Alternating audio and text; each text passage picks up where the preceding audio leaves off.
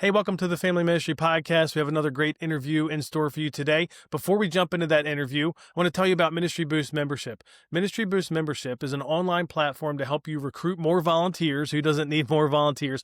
And build a thriving family ministry. So over 50 courses and resources and ministry kits, done for you resources to help you fast forward the development in your ministry. I don't know if you're like me, but there's just not enough time in a week, in a day, in a month to always work on the ministry and help make it better and what we want it to be while we're working in it and getting ready for next Sunday or next Wednesday or whatever that might look like. So check out ministryboost.org and check out the membership where you get access to everything for one low monthly cost. If you have multiple staff at your church that would benefit, there's a price for that as well. And everybody gets to be part of it for one low price. Doesn't even cost as much as 2 users. So if you need to recruit more volunteers, which I think that's probably most of us, if you want to develop your family ministry, check out ministryboost.org. And then the other thing is the Family Ministry Roundtable. This is a new gathering that we're hosting in Dallas, Texas in November 5th and 6th for family ministry teams. So if you're a church where you want kids ministry and youth ministry to work together as one team, this gathering is for you. You're going to come together. We've got some great speakers going to talk about everything that's happening in family ministry, both big picture, like for all of us as one team, but also in preschool, in elementary, preteen, student ministry, next gen pastors, and even some specific topics within there. And then the thing I love the most about it and kind of the idea behind this whole concept is that it's a roundtable event. So we will spend time listening to experts talk about what's working in their church and what's working in their ministry. But you also have time hearing from other churches. What are they doing on the ground? How are you doing this? What is that document? Can I have it? I feel like that's the strength of family ministries, is sharing that kind of information. I know our church has learned so much from other churches. And so I'm looking forward to the Family Ministry Roundtable. Check it out now to get the best price. And we hope to see you in November. Now let's jump in and listen to this week's episode of the podcast. Check out the show notes for all the links and everything else. Well, today we have David Reneau back on the podcast. David, some big things have happened since we last spoke. You're not even a kids pastor anymore. I want to say you got a demotion, actually, to pastor. No, I'm just kidding. But anyway, give us a quick intro. Give us an update. You are in a new role. You have a new book coming out, which we're going to talk about related to kids ministry. Yeah. Thanks for having me again. And you're the first person that's called it a demotion.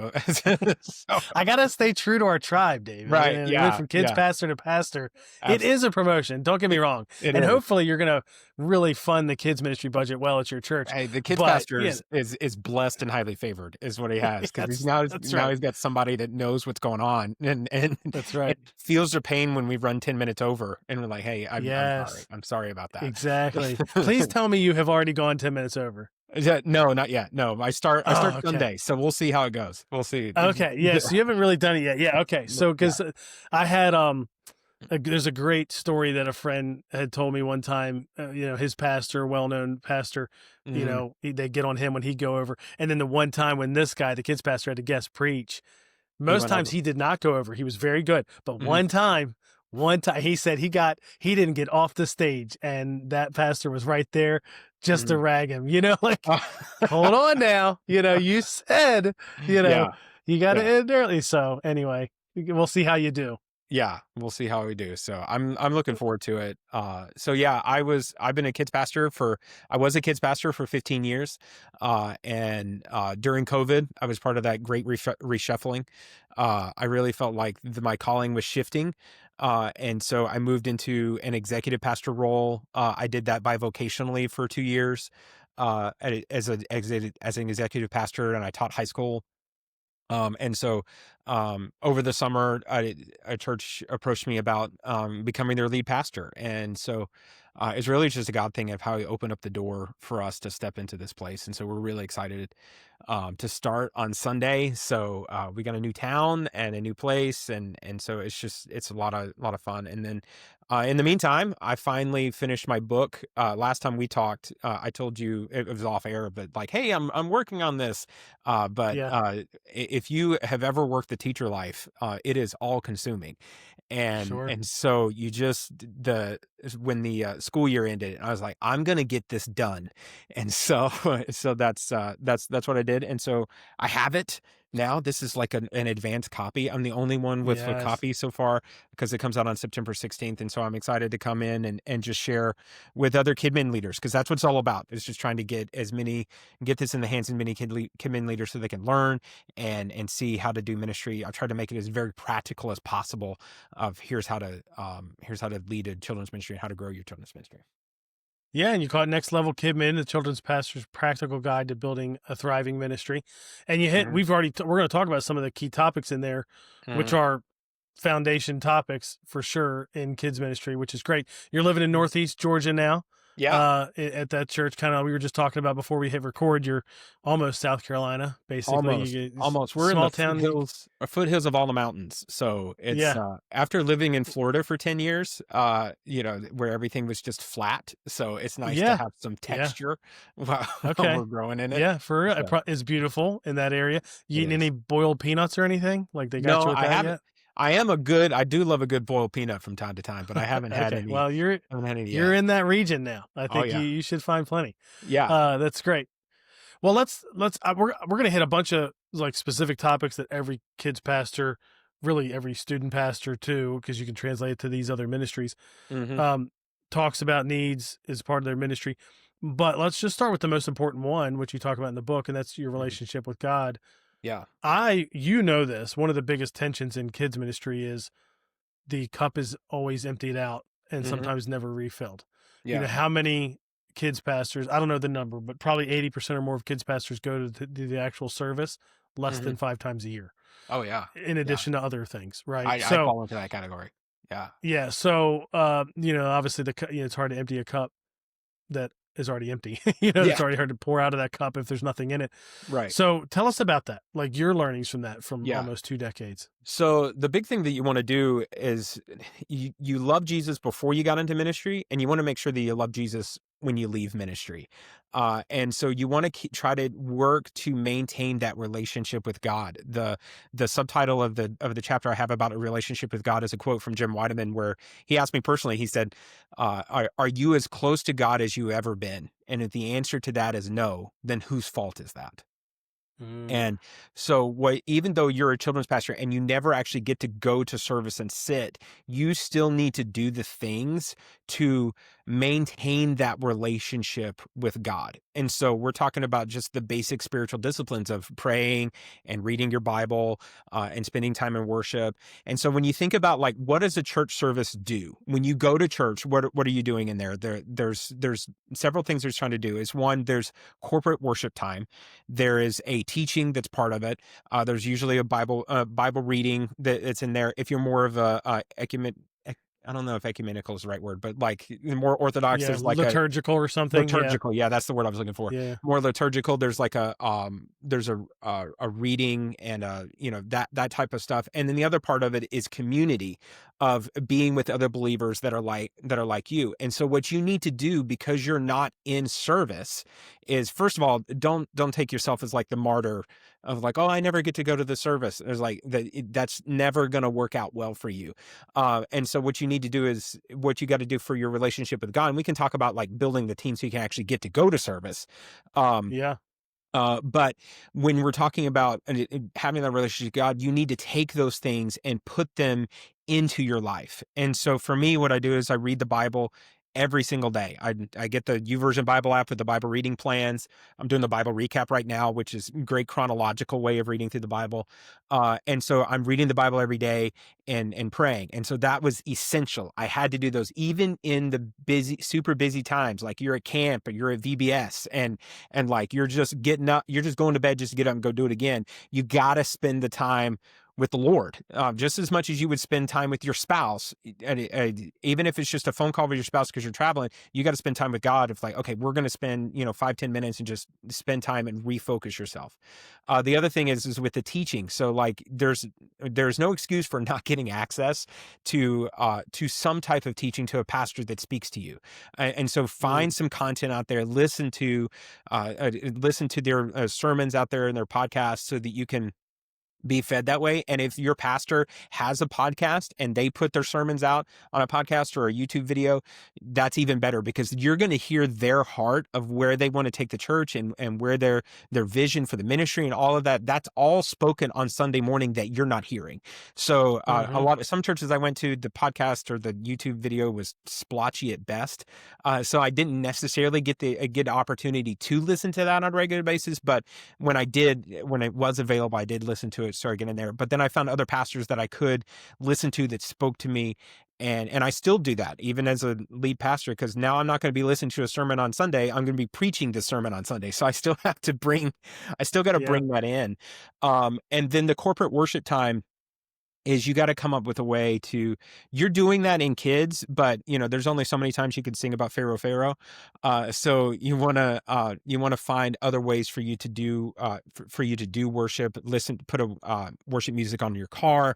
I have a little guitar. I have my guitar back here, so I started to like learn how to play guitar so I could worship on my own, spend time in music. And then the last thing is community. So you want to be a part of a group that you're not necessarily leading that group. So in kids Mm, ministry, we always talk about like doing like a parent group or doing a volunteer group or a lead team group. And those are great. You should do those, but you should also be part of a group where you are just one of the people and not the leader of mm, the group. And so you can go just be with the family, go sit with your spouse and like, okay, we're gonna, or go be a part of a group so you can be in there. And people are still gonna look at you a leader because you're a pastor, and they're gonna look at that. But as long as you're not like I'm not like leading the group, I'm just part of this where we can work through our faith.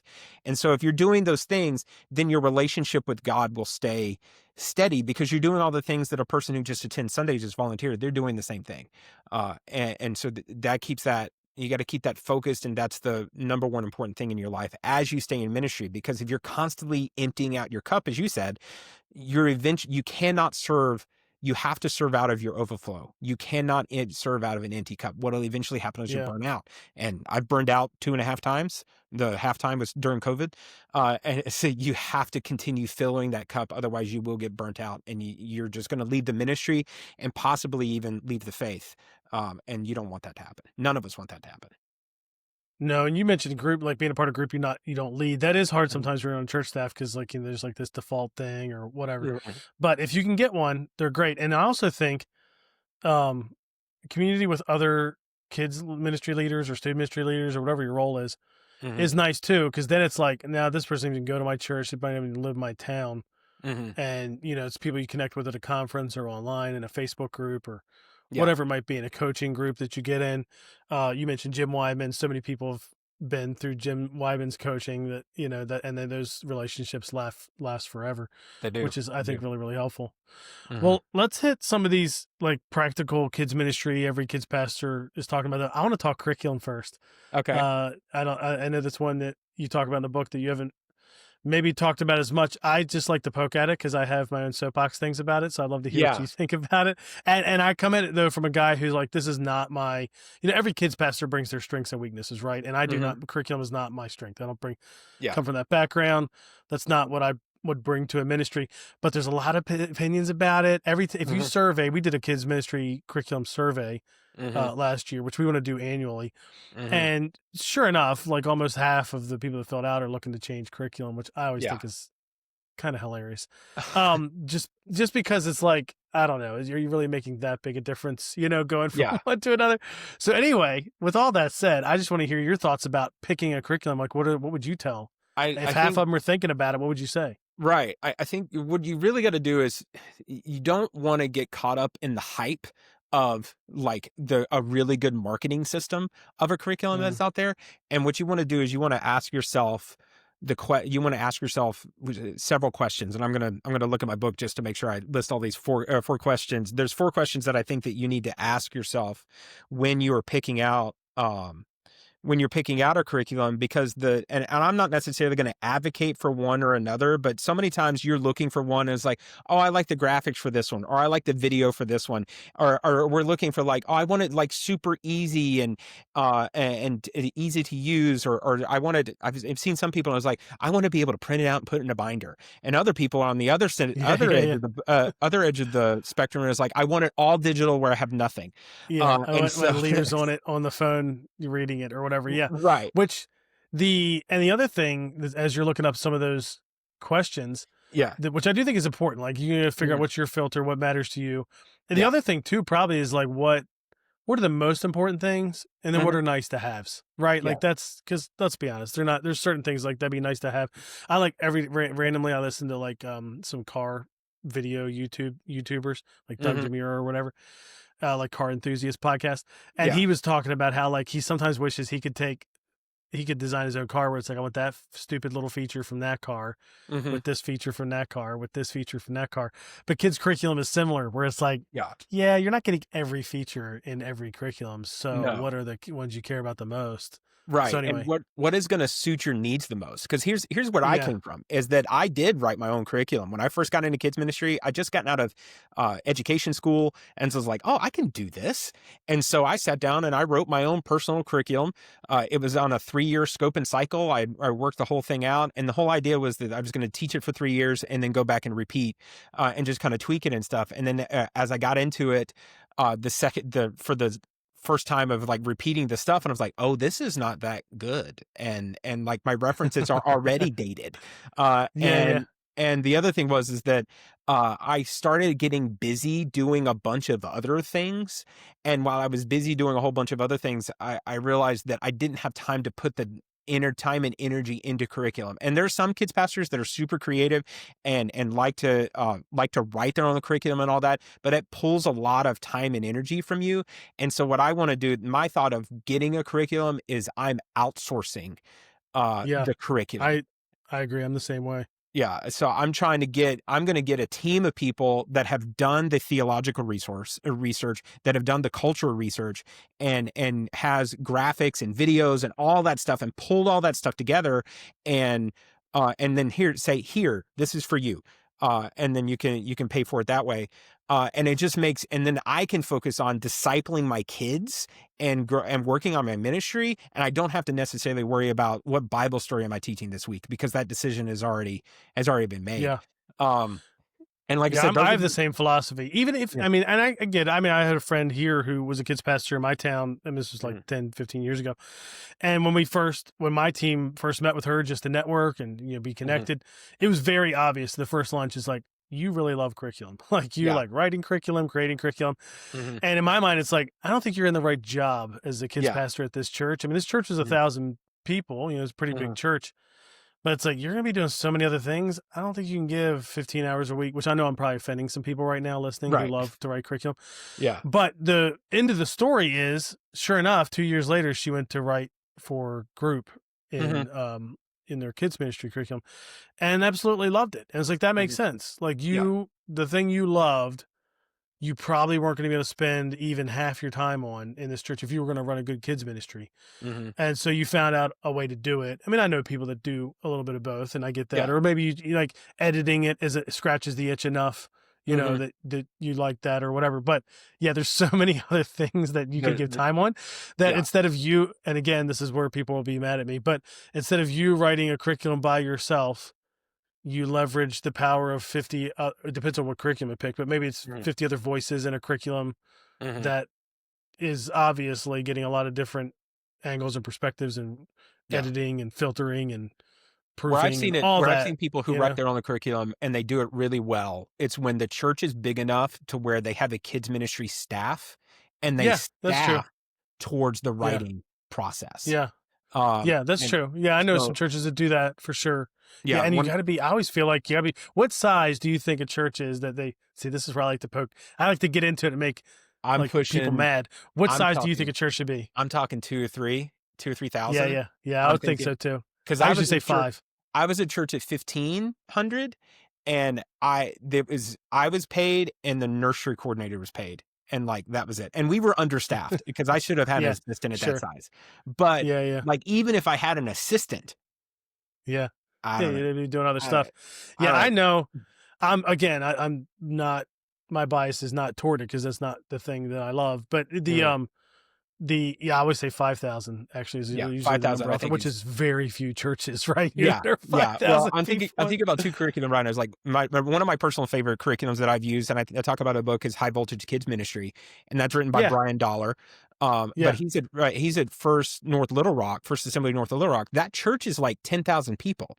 Um, It is. and Yeah. And he also has a long history yeah, because that is the other thing. Like if you yeah, can work on it for years, like Brian has, well, then mhm, it's different because you're going to get the momentum of all those years and the right. quality and all that kind of stuff.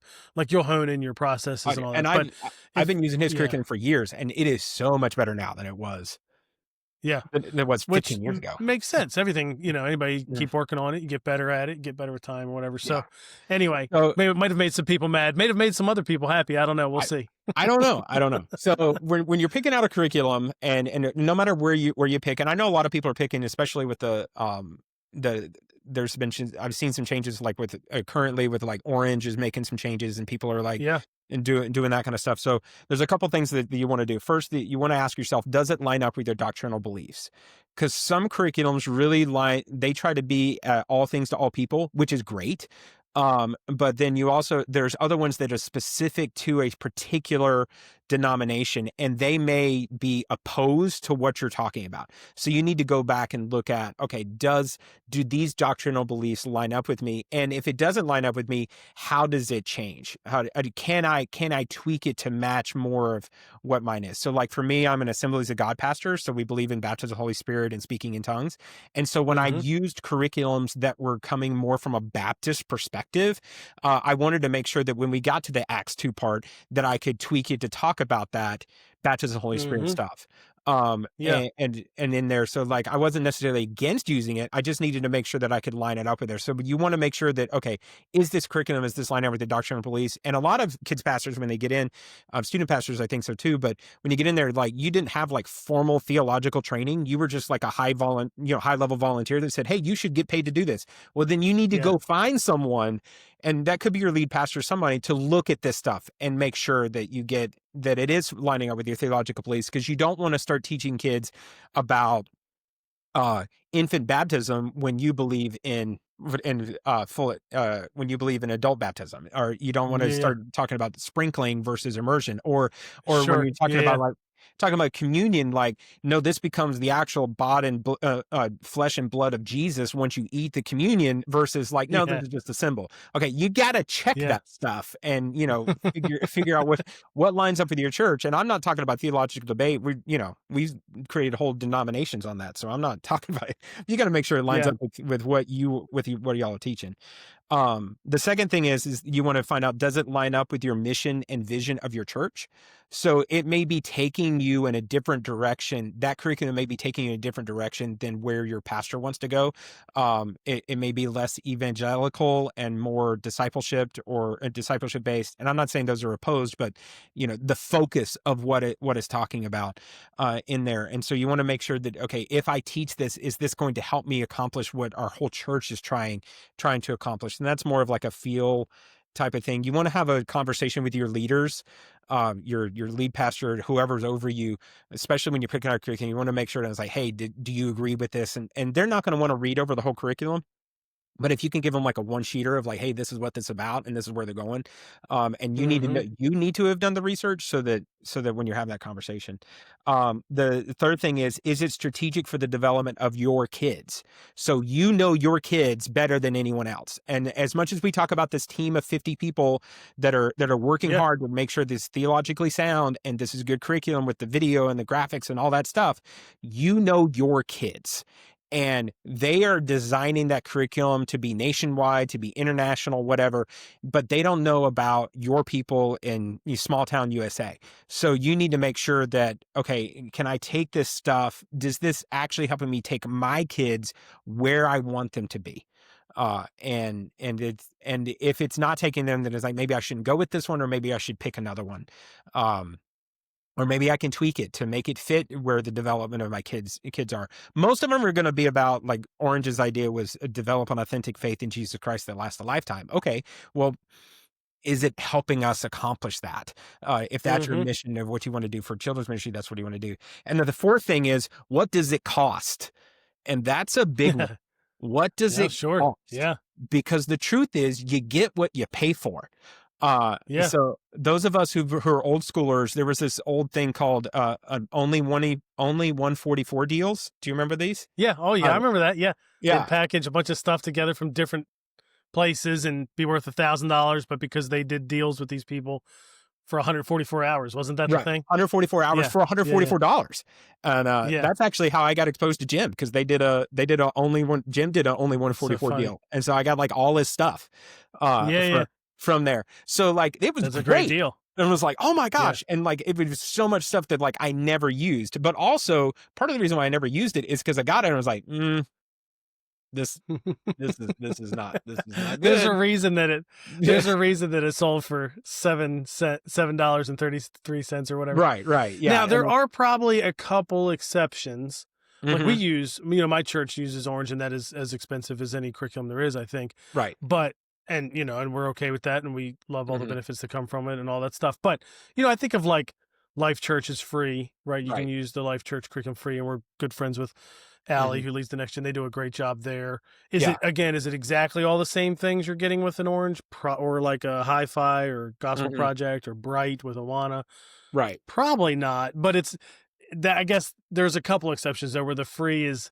I don't Yeah. think this again. This is where I'm just going to get in so much trouble. People are going to hate me. But if you were grading curriculums on like a 1 to 10 scale, Mhm. yes, there's a lot of curriculum that I'm sure, I don't even know personally, but I'm sure there's curriculums out there that you would grade a 3, but Mhm. you're paying 5% of what you would for some others, something else. But there Right. are some, like a Life Church.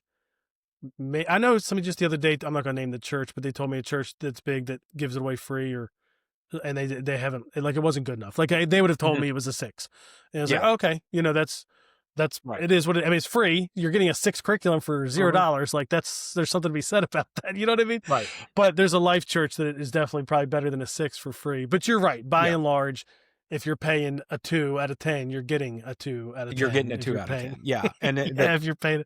Yeah, And as that the makes Assembly of sense. God guy, I do have to push Bible Engagement Project, which is free, but it's funded from the Assemblies of God. So if you're part of that Pentecostal strain, that's Yeah, a yeah, great free curriculum for you. But they're putting a whole lot of money behind it. It's not just some yeah. guy in the Well, and that, basement who's writing yeah, the Bible object lesson, because that's sometimes that, what you get.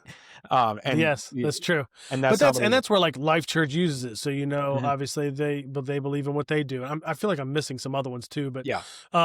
like our friend is part of He's gonna kill me that I'm blanking on the name right now. Holy cow! It's I could figure it out. I'm gonna figure it out by Mhm. the time we finish the call. But Yeah. it's like it's a collection of. I think it's like a collection of a couple different curriculums. Like Mhm. we're friends with the person that created Sign Presenter, and Mhm. which is like a digital display software. Think of like Playlister or whatever. Mhm. You can use it for digital signage. You could use it for curriculum presentation, whatever. And if you dig around there, you can find the connection to curriculum, like from the Ark Church, I think it is in Houston, Right. and stuff like that. So again, I'm sure there's free stuff out there Yeah. that is not a 2 out of 10. Like, it's a Mhm. lot better than that.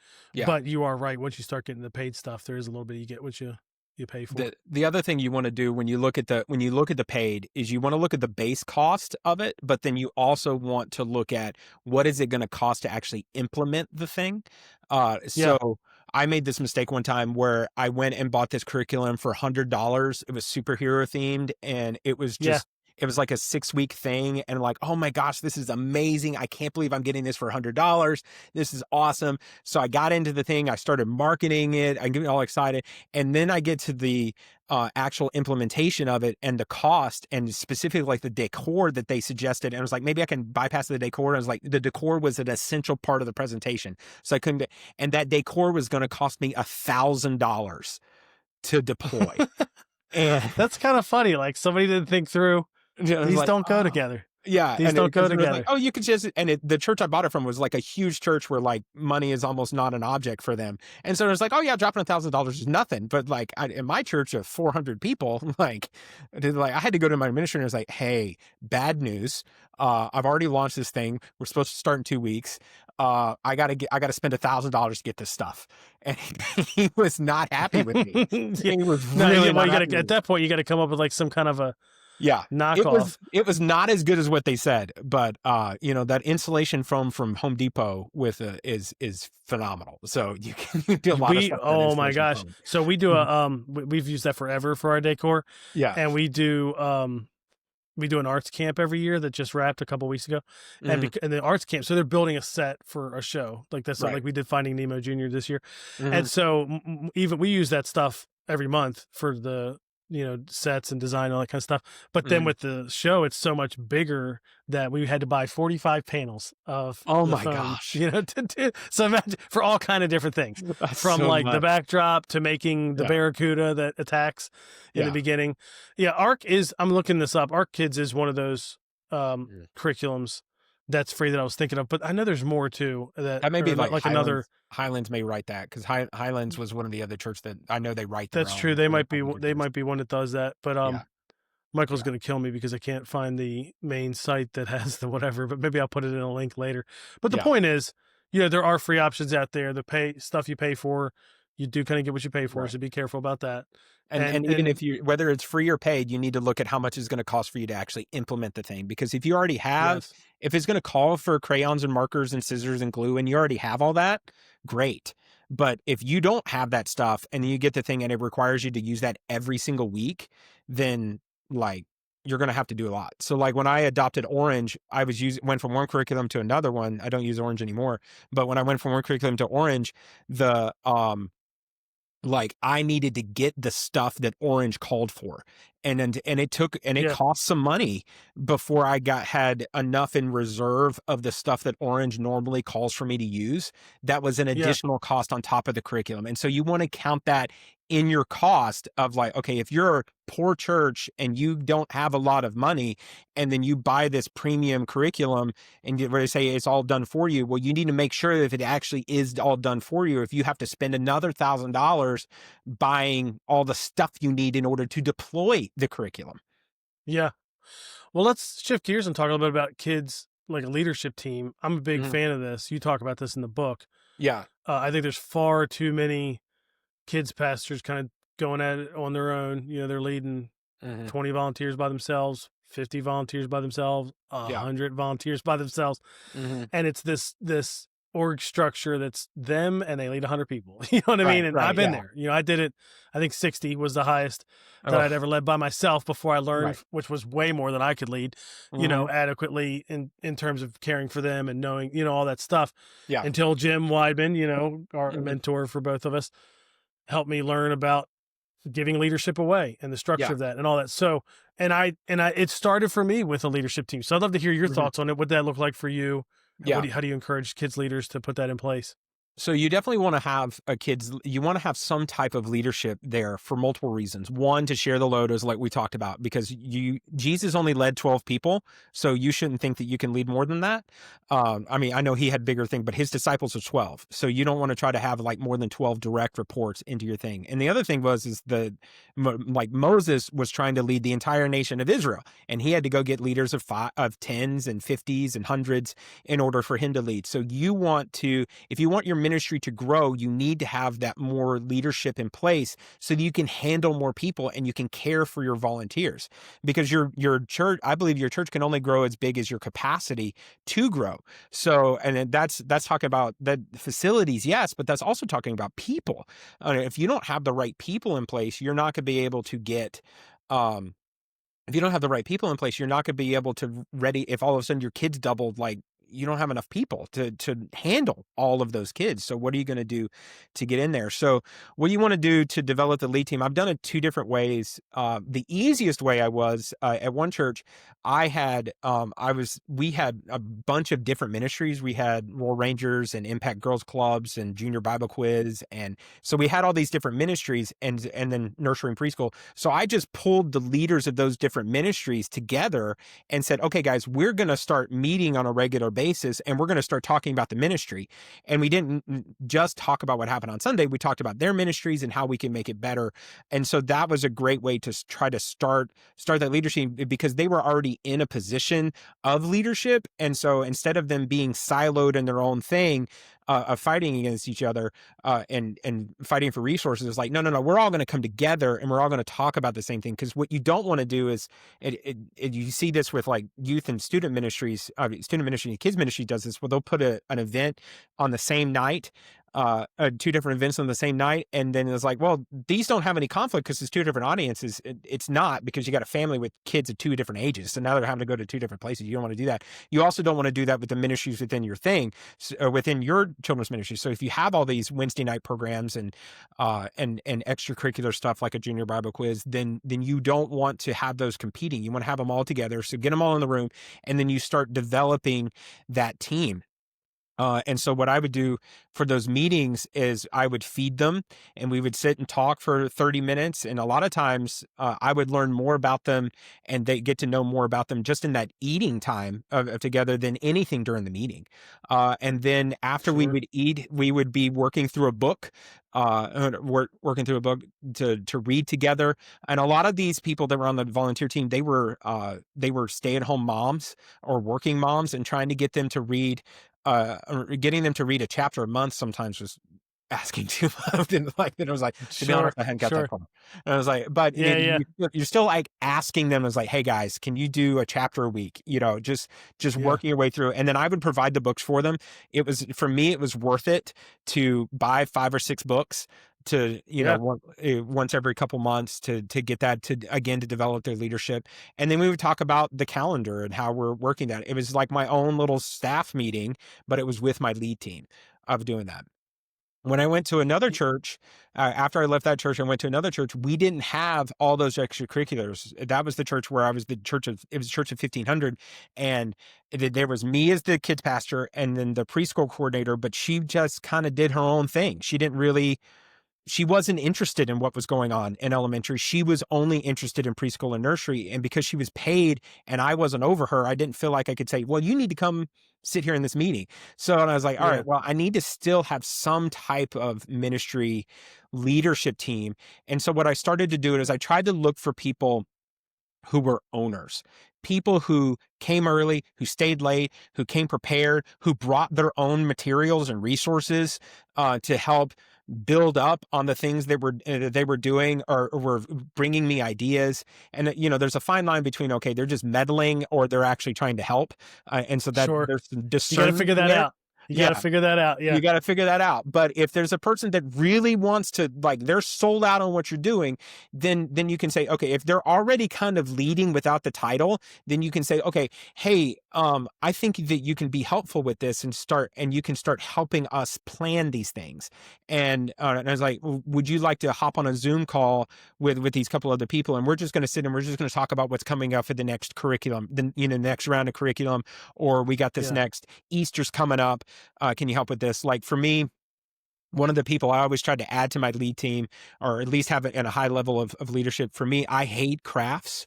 I'm left-handed, and they always gave me like the rusted scissors that were the ambidextrous scissors that never worked. And so I still can't cut on a dotted line. And so the crafts was just not on my radar. So I always found a craft person that could be like, hey, can you come and help me do this? We got Easter coming up, we got Mother's Day coming up, Christmas is coming up. Can you help me come up with a craft? And that just giving them a little bit of ownership and sometimes I pay for them, and sometimes they came out of their own pocket because they were just so passionate about what we're doing. I was like, hey, thanks. And so by having that lead team in there, I all of a sudden was not all alone in making my decisions. And Hmm. it wasn't all just me and my idea and my vision. I had other people who were speaking into that, who could give me feedback, who could help make me better. And then as your team starts to grow, especially like when we're talking about kids ministry, and that's running small groups, like if you have four or five small groups in there, you kind of need somebody that's like overseeing and making sure those small group leaders are okay, that those small group leaders Hmm. have everything they need, that those small group leaders are managing their class, doing classroom management, the discipline problems, that kind of stuff. You need someone that's caring for them because if like for me, I was much more of a on stage in large group presentation person than I was a small group person. And so I didn't necessarily understand their problems. So I needed somebody that understood the problems and knew what and could meet them and serve them the best way they could. And when they had problems, they weren't having to try to like nail me down while I'm over leading my own small group or like solving a problem somewhere else. They had someone else to go to during service and throughout the week to say, hey, I'm having this issue. How can you help me with this? Yeah, I remember my early on my leadership team, they didn't actually have any leadership roles, Hmm. which, you know, needed to be where it needed to get to. But early on, that was fine. It was more like a think of like maybe a leadership development group, kind of like you talked about. Right. Read these books together. We did personality assessments. Hmm. We get their help on thoughts on ideas and planning Hmm. and things like that. And then pretty quickly, it shifted to formal leadership roles. Like in our world, we call them a coach leads Right. the other leaders. So like Hmm. elementary coach leads all the elementary small group leaders. And then eventually there was even I had a volunteer director and then Hmm. volunteer coaches under them and then, the volunteers. And but what's crazy too is now, so many years later, I was just as you were talking through that, I was thinking, we have seven current or former staff that came from the that leadership team, Yeah. 15, 18 years ago. Hmm. And that's just because, there's an easy chance for them to take on more and then take on more. Hmm. And you know what? I would like to work here. And so most of them have worked in our kids or student ministries, but a couple are not. A couple of them have worked in other areas of the church. Yeah. One of the ladies leads all of our assimilation and new here, and she's just great. And Hmm. she first got it started in kids ministry years ago. So there's Yeah. so much that can happen if you invite others along with you, pour into Hmm. them, develop them. Like that's just powerful. It makes Well, it makes it so much fun, much more fun. And going back to the first question, we talk about feeding yourself and taking your relationship with God. This lead team are the people that allows you to go to service yeah, because that's true. they're the Yeah, people because you're not going to be there forever. So yeah, having that lead team in there trains them so that when you leave, it continues to go. And so yeah. almost at every church I've had, I've either trained up a successor or someone came in, or a former kids pastor came in and served under me, and so when I left, I was like, hey, here's, that you've already been doing this with me. So I'm leaving now. Here's all the stuff. And they're able to pick it up and carry the ball instead of just and how many churches have you heard about where the children's pastor leaves and then the children's ministry just falls apart? In, Sure. Oh, yeah, I see that all in the time. Yeah, yeah, yeah, in 3 to yeah. 6 months, and then the new person has to come in, and they got a mess on their hands. They got to spend Uh, 8 months to a year just cleaning up the mess before they can actually start doing stuff again. yeah. Which, when it's done well, I think like when my pastor, he was a youth pastor when Mhm. he planted the church we started. It went from there was three. It was a large church, over 3,000. So there was three student staff. He led two guys. Mhm. When he left, the one guy came with him, and so there was one left. So it was one guy leading a student ministry of over 300 Mm. with a bunch of volunteers, Yeah. and it was fine for 2 years. Like they Mm. were looking to hire and all that stuff, maybe more than 2 years.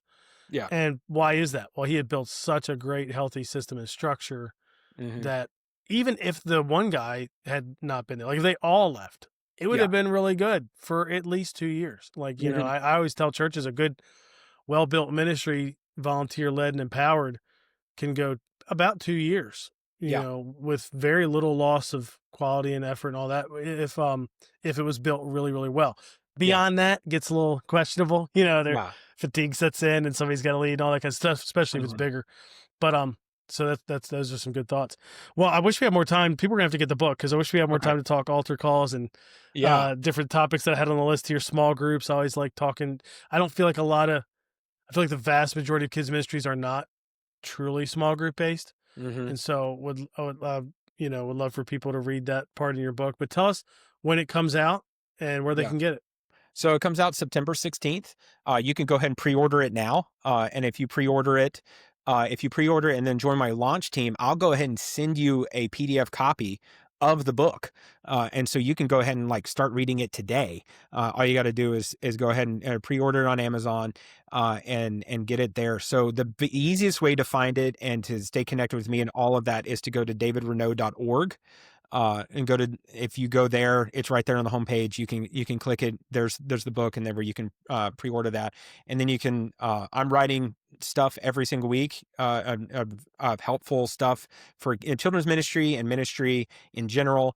And so if you just need help in general in children's ministry, you can find all of those things at davidreneau.org. Okay, cool. Well, thanks, David, for taking the time to talk with us. I wish we could have got to more of the topics, but we got to leave people wanting more, right? They got to get the book. They got to go to davidreneau.com, check out the book, check out your blog. You were talking before we recorded. I was Yeah. telling you how I think you do a great job on social media, sharing your posts, and even if kids' Facebook groups. I didn't mention this, but Yeah. in kids ministry Facebook groups, anytime somebody has a question, you pretty much have a blog post that answers that question. So, and you do a good job sharing that. So, keep up the great work. Best of luck on the book launch. I know the work that goes into that is tremendous. So Mhm. congrats on getting that done. And I hope it helps children's ministry leaders everywhere. Yeah. Thank you so much. I appreciate the opportunity. Thanks for listening to this episode of the podcast. Check out the show notes for all the links and notes and resources. And don't forget to sign up for the Family Ministry Roundtable happening this fall, November 5th and 6th in Dallas. It's designed for family ministry teams. So bring your kids staff, youth ministry staff, whether that's you and the kids pastor, you and the student pastor, or maybe you have a larger team with multiple staff in different areas. The Family Ministry Roundtable was designed for you to come and learn from top next-gen voices and other churches, and we want to learn from your church. So we hope to see you there. Register now to get the best price, and check out Ministry Boost membership for you and your staff. It could be for your entire church staff. If you need to recruit more volunteers, train volunteers, implement volunteer coaches, work on different areas of your ministry, the Ministry Boost membership gives you access to everything we have, over 50 courses, resources, bundles, ministry kits, things like that you can use so you don't have to start from scratch as you develop your ministry. Check out ministryboost.org/membership, and I'll catch you in the next episode of the Family Ministry Podcast.